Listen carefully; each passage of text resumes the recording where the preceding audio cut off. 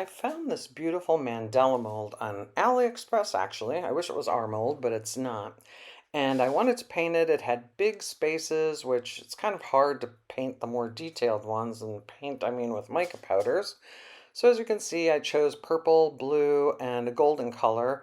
I believe these are by Meyspring for the most part. I think there's some Art Pro or PearlEx ones in there as well. Very vibrant colors, and it doesn't take much to paint these. It's just kind of deciding where the colors go so you don't have gold on top of gold or red on top of red. As pretty as this looked, and I was so happy, it's like coloring by numbers. This was such an epic fail at the end, and I don't even have video of the fail because I threw it away. But we can enjoy it while I'm doing this. Um, Painting with these powders, I don't use a makeup brush. I actually use paint brushes, and it gets in the little corners and crevices very easily. You can see where you need coverage and where you don't. I shortened this 20 something plus minute video into 3 minutes and 51 seconds because I did spend a lot of time cleaning up mica powders. That's the only problem when you're using a brush, it tends to spray it all over the place. And I did end up doing it on the edge of my mold, as you'll see in a second after I finish all these colors. But I'll tell you what happened with this ahead of time, since I don't have much time at the end. I was doing it in the middle of the night because I always stay up really late, and I wanted to turn it into a bowl. So I demolded it and found bubbles all over it, or not bubbles, holes. And I'm like, what in the world happened to this thing? Because I had mica in every corner. As you can see, I'm jamming it in there.